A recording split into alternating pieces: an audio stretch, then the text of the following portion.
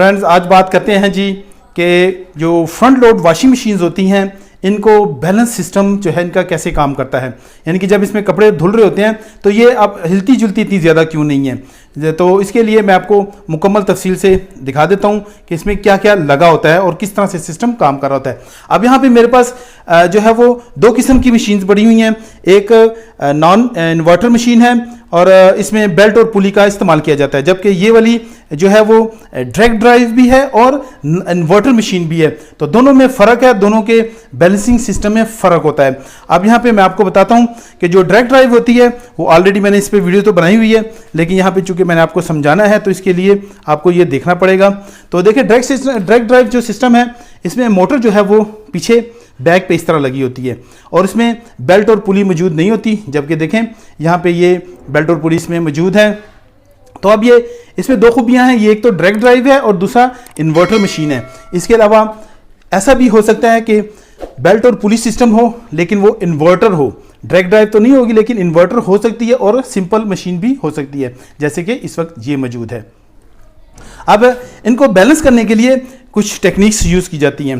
तो देखें, जितनी भी डायरेक्ट ड्राइव मोटर होती हैं, मशीनें होती हैं, उनमें देखें इस तरह से होगा कि ऊपर वाली जगह यहाँ पे इसकी खाली होगी और इसको बैलेंस करने के लिए चूंकि इसकी मोटर इस तरफ होती है तो इसके फ्रंट पे देखें, फ्रंट पे इसके वेट लगाया जाता है। देखें यहाँ पे ये वेट लगा हुआ है और फिर इसके अलावा यहाँ पे मैं आपको अंदर दिखा देता हूँ, देखें यहाँ पे वेट लगा हुआ है। तो इसके फ्रंट के साथ इसको बैलेंस करने के लिए कोशिश की गई है और इसको बैलेंस किया गया। बल्कि इसके अलावा एक और चीज़ यहाँ पे इस्तेमाल होती है, स्प्रिंग का इस्तेमाल किया जाता है जी। तो बैलेंसिंग के लिए देखें यहाँ पे ये स्प्रिंग लगाए जाते हैं ताकि ये इनको एक तो ऊपर की तरफ उठा के रखें और दूसरा ये कि मूवमेंट होने की सूरत में देखें इसकी मूवमेंट को ऑब्जर्व कर सके, यानी कि एक तरफ झुका ना रहे और वापस अपनी जगह वापस आ सके। तो दोनों साइड पे देखें ये स्प्रिंग लगाए जाते हैं, तो ये इस काम के लिए इस्तेमाल होता है। अब यहाँ पे मेरे पास दूसरी मशीन है, तो ये जी बेल्ट एंड पुली है, ठीक है। इसमें इन्वर्टर भी हो सकती है और सादी मशीनें भी, तो दोनों में तकरीबन टेक्निक एक जैसी इस्तेमाल होती है।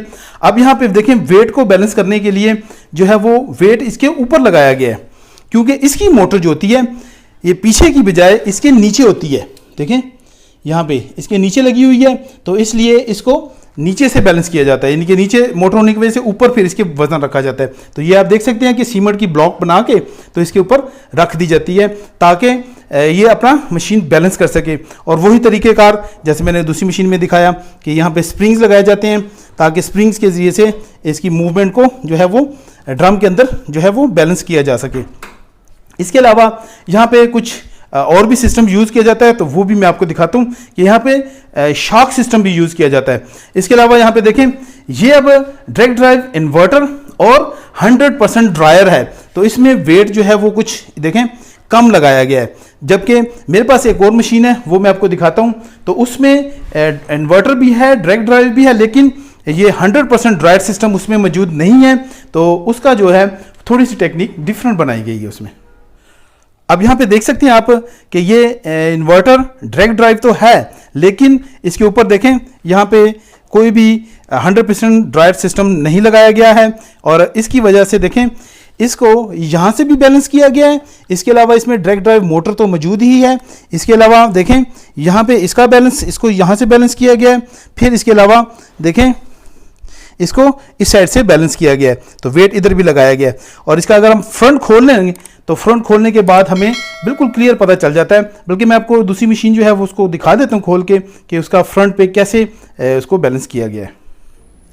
अब यहाँ पे देख सकते हैं आप कि मैंने मशीन को मुकम्मल तौर पे खोल दिया है। तो यहाँ पे देखें ये जी वेट लगा हुआ है इसके ऊपर, ये नीचे तक देखें दोनों साइड से, और इस तरह से देख सकते हैं यहाँ पे भी पूरा एक वेट लगा हुआ है, जिसकी वजह से क्या होता है कि जब इसमें ड्रम जो है वो तेज़ी से घूमता है तो फिर ये बैलेंस करने में बहुत ज़्यादा मददगार साबित होती हैं।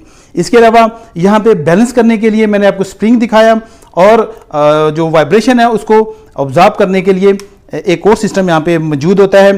तो यहाँ पे देखें शॉक सिस्टम यहाँ पे बनाया गया है जी। तो मैं आपको ये चला के दिखाता हूँ कि ये काम कैसे करता है। देखें जब ये हिलती है मशीन तो ये देखें ऊपर नीचे शॉक जो है वो ऊपर नीचे आते हैं, जिसके ज़रिए से इसकी मूवमेंट को देखें कंट्रोल करने के लिए ये चीज़ें यहाँ पे इंस्टॉल की गई हैं। तो ये भी बहुत इंपॉर्टेंट पार्ट होता है। अगर ये कभी किसी वजह से ख़राब हो जाए तो फिर ये बैलेंस इसका आउट हो जाएगा।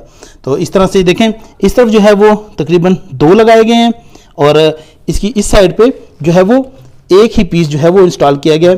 देख सकते हैं आप यहाँ पे देखें, एक ही पीस लगा हुआ है। तो मुख्तलिफ मशीनें जो हैं वो मुख्तलिफ टेक्निक इस्तेमाल करती हैं, एक एक भी यूज़ करती हैं, 2 भी यूज़ करती हैं, 4 भी यूज़ करती हैं। तो डिफरेंट ब्रांड्स का डिफरेंट बैलेंसिंग सिस्टम जो है उसमें उन्होंने क्रिएट किया गया होता है। अब यहाँ पे मैं आपको दिखाता हूँ कि जो मशीन मेरे पास है और ये जी इसका बैलेंस जो है वो ख़राब हो गया हुआ है। लेकिन देखें, इस मशीन की टेक्निक और इसकी टेक्निक में बहुत ज़्यादा फ़र्क है। देखें, इसके ऊपर जो है वो पत्थर ऊपर की तरफ लगाया गया है, क्योंकि इसकी मोटर जो है वो नीचे की तरफ होती है। तो देखें, इसको नीचे से भी यहाँ से बैलेंस किया गया है। लेकिन ये मशीन जो है वो थोड़ी सी मसला कर रही है। तो देखें, ये थोड़ा सा इसका बैलेंस जो है वो ज़्यादा आउट हो गया हुआ है, ये आउट ऑफ ऑर्डर हुई है। तो किस तरह से हुई है वो मैं आपको बताता हूँ। तो यहाँ पे अगर देखा जाए तो इसके जो ये देखें स्प्रिंग जो है यहाँ पे बिल्कुल ठीक है, और मुझे ख्याल से ये ज़्यादा थोड़े से लटक गए हुए हैं, थोड़े से लंबे हो गए हुए हैं मुझे लग रहे हैं। और इस तरह से अगर इस तरफ से देखा जाए तो ये भी थोड़ा सा इसका जो स्प्रिंग है थोड़ा सा लंबा हो गया हुआ है। अब यहाँ पे मैं आपको एक और चीज़ दिखाता हूँ कि इसके अनबैलेंस होने की वजह। तो अक्सर क्या होता है कि अनबैलेंस होने की वजह या तो होता है जी, अगर ये जो पत्थर है ये टूट जाए फिर मसला आता है, अगर नीचे वाला पत्थर टूट जाए फिर मसला आता है, और अगर इस तरह से ये मशीन हो कि जैसे ये प्लास्टिक में कवर किया गया है पत्थर को, तो फिर ये इतना ज़्यादा मसला नहीं आता है, इशू नहीं आता है।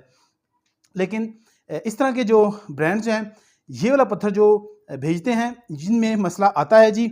और इसमें अभी इस वक्त और क्या मसला है वो मैं आपको दिखा देता हूँ, क्योंकि इसके पत्थर तो बिल्कुल ठीक हैं, लेकिन यहाँ पे देखें इसके जो पाँव हैं यहाँ पे ये नीचे से इसकी ब्रैकेटें जो हैं वो टूट गई हुई हैं। तो वो मैं आपको दिखाता हूँ कि कैसे टूट गई हुई हैं।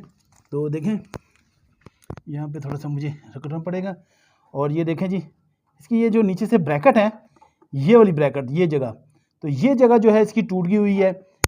इस साइड से तो थोड़ी मजबूत है, लेकिन इस साइड वाली जो है वो देखें यहाँ से टूट गई हुई है। मैं आपको दिखाता हूँ। तो देखें ये इससे नीचे से इससे हिल रही है, तो हिलने की वजह से इसका बैलेंस जो है वो बराबर नहीं रहा। और इसके अलावा यहाँ पे देखें इसकी शॉकिंग जो सिस्टम है वो भी अच्छा नहीं हुआ, और ऊपर से भी इसका कोई मसला है, इशू है। तो इसकी वजह से इसका सारा बैलेंस जो है वो ख़राब हुआ है। तो इसको हम अभी रिपेयर करने के लिए हमारे पास आई है, तो इसको भी हम रिपेयर करेंगे और इसका बैलेंस जो है वो ठीक करेंगे। तो हमें इन तमाम पॉइंट्स पे हमें देखना होगा ताकि इसके बैलेंस को हम ठीक कर सकें। अब यहाँ पे जैसे कि मैंने आपको बताया कि ये देखें इसका स्प्रिंग जो है वो थोड़ा लंबा हो गया हुआ है।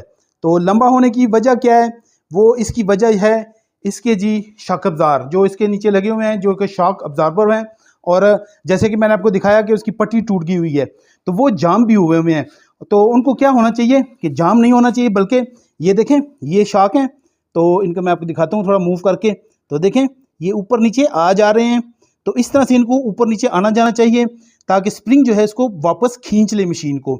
लेकिन एक्चुअली इस मशीन में क्या हो रहा है कि इसका जो शॉक्स हैं वो जाम है मुकम्मल तौर पे, और वो मशीन को ऊपर की तरफ जो है वो स्प्रिंग नहीं खींच पा रहे। तो एक बड़ी वजह ये भी होती है, और दूसरी बड़ी एक वजह आती है कि अक्सर ये ड्रम अगर लूज़ हो जाए, इसके बैरिंग्स ख़ास तौर पे, और इसमें प्ले बहुत ज़्यादा आ जाए, तो फिर भी ये मसला आता है। तो मेरे पास एक मशीन पड़ी हुई है, उसको हमने खोला हुआ है, तो उसमें जब ये ढीला हुआ है तो उसने पूरी इस बॉडी को भी साथ में खा लिया हुआ है। देखिए ये प्लास्टिक की जो बॉडी है ये भी खाई गई है। तो ये भी अनबैलेंसिंग की बहुत बड़ी वजह बनती है, और बाज़ दफ़ा मशीन का ये जो ड्रम है, जो प्लास्टिक ड्रम होता है, ये भी ख़राब हो जाता है इससे। तो यहाँ पे आप देख सकते हैं कि इसके बैक पे इसके तमाम ये देखें मैकेनिज़म्स लगा होता है। तो इस पुलिस को हम खोलेंगे, पुली को खोल के तो इसके ड्रम को बाहर निकालेंगे, तो इनके बैरिंग्स को भी हम सही करेंगे, क्योंकि ये इस वक्त जाम टाइप हैं। और जो ख़राब हुई हुई मशीन वो भी मैं आपको अलग से दिखा देता हूँ। यहाँ पे आप देख सकते हैं कि एक ड्रम आपको नज़र आ रहा होगा। तो इस ड्रम में मसला ये हुआ है कि देखें इसका एक तो पत्थर टूट गया हुआ है, तो इस पत्थर को हम अब रिपेयर कर रहे हैं।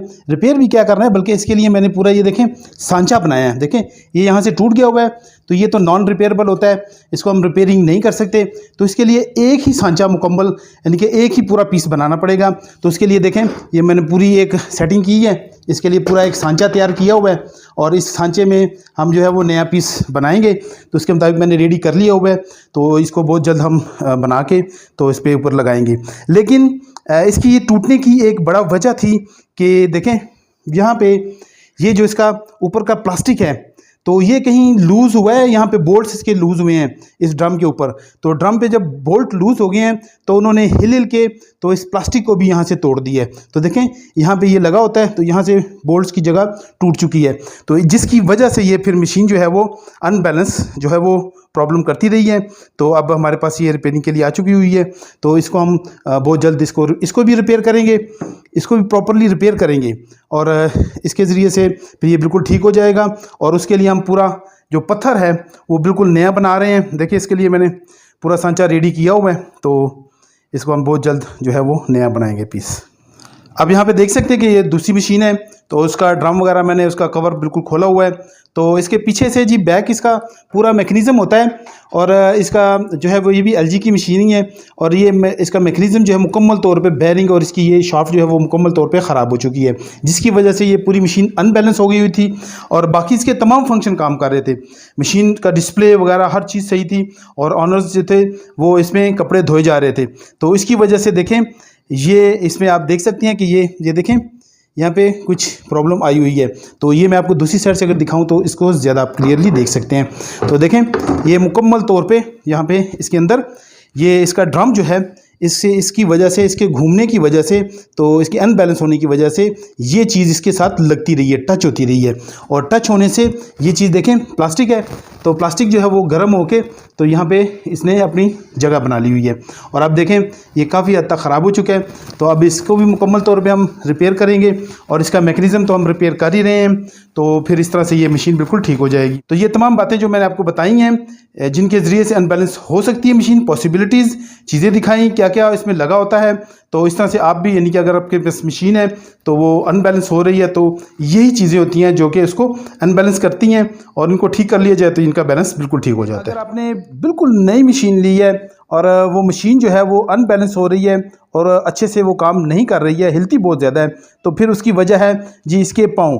तो मैं आपको दिखाता हूँ इसके जो पाँव होते हैं, अगर आपने उनको बैलेंस नहीं किया है और अगर आपने बैलेंस जगह पे इसको नई मशीन को रखा है तो फिर ये प्रॉब्लम करती हैं। तो ये मैं मशीन आपको उल्टी करके दिखाता हूँ, इसके देखें नीचे पाँव लगे हुए हैं और इसकी एक टेक्निक होती है इनको बैलेंस करने की, तो वो भी मैं आपको समझा देता हूँ।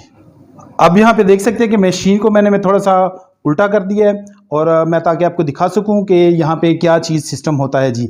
तो देखें यहाँ पे आपको पता ही होगा, नॉर्मल बात है कि मशीन जो है इसके 4 पाँव होते हैं आगे और पीछे, लेकिन ये याद रखें कि सब जो हैं यहाँ पे एडजस्टेबल पाँव होते हैं जिनको कि हम जगह के मुताबिक ऊपर नीचे अगर हो तो उनको एडजस्ट किया जा सकता है। तो ये एक इनमें बहुत ज़बरदस्त खूबी होती है। अगर आपके पास भी मशीन है तो आप इनके पाँव जो हैं इनको जगह के मुताबिक एडजस्ट कर लें और आपकी मशीन बिल्कुल बैलेंस्ड होनी चाहिए, उसमें बिल्कुल भी हल्की सी भी मूवमेंट नहीं होनी चाहिए। तो ये एक बहुत अच्छा जेस्चर रहेगा। अगर आपने ऐसा करना है तो इसके लिए देखें आपको ये मैकेनिज्म समझना होगा। तो देखें यहाँ पे इस वक्त ये बोल्ट लगा हुआ है, तो ये इसको हम खोल लेते हैं थोड़ा सा। तो देखें मैंने जब इसको खोला तो ये देखें अभी ये लूज़ हो गया हुआ है। अब ये लूज़ क्यों हुआ है अब मैं आपको ये बताता हूँ। इसलिए कि इसके ऊपर देखें एक चकनट लगा हुआ है। अगर ये चकनट यहाँ पे मौजूद ना हो, किसी वजह से गिर जाए, टूट जाए, तो यहाँ आपने खोला है तो निकाल के बाहर फेंक दिया है, तो फिर ये आपका बोल्ट जो है वो सही काम नहीं करेगा। अगर आप एडजस्ट करते भी जाएंगे तो फिर टाइम बीइंग, यानी कि 1 दिन बाद, 2 दिन बाद, 10 दिन बाद जो है वो दोबारा मशीन जो है वो लूज़ हो जाएगी और अनबैलेंस होना शुरू हो जाएगी। तो इसके लिए जो ये सिस्टम है इसके साथ बोल्ट होता है, बोल्ट के साथ ये फिर ये चकनट सिस्टम होता है। इस चकनट सिस्टम को आपने टाइट करना है। देखें मैं इसको यहाँ पे बैलेंस करता हूँ, मैंने मिसाल के तौर पे यहाँ पे जगह पे बैलेंस हो गया, उसके बाद मैंने इसको अलग से टाइट करना है। तो देखें मैं इसको घुमा रहा हूँ और इसको घुमा के, और जिस जगह मेरी मशीन बैलेंस हुई हुई है मैंने वहाँ तक इसको वहीं पे इसी जगह पे इसको अलग से चकनट कर देना है, टाइट कर देना है। तो देखें जब मैंने इसको टाइट किया तो ये देखें अब ये बोल्ट जो है बिल्कुल मजबूत हो गया है। अब ये जो है वो बिल्कुल प्रॉपरली पड़ा रहेगा, इसमें ऐसा कुछ भी जो है वो फॉल्ट नहीं आएगा। तो ज़्यादातर यही वजह होती है, जब आप बिल्कुल नई मशीन लें तो स्टार्ट में यही वजह प्रॉब्लम बनती है, फिर आगे चल के मशीन में फॉल्ट डाल देती है। तो इसलिए इन पाँव को जो हैं, इनके जितने भी फीट हैं चारों, इनको बैलेंस करके अच्छे से मशीन को अनमूवमेंट के साथ यहाँ पे इंस्टॉल करें जी। अब लास्ट में आपको एक और बोनस टिप दूंगा कि जिसके ज़रिए से आपके जो मशीन है उसमें प्रॉब्लम कम से कम आएगी।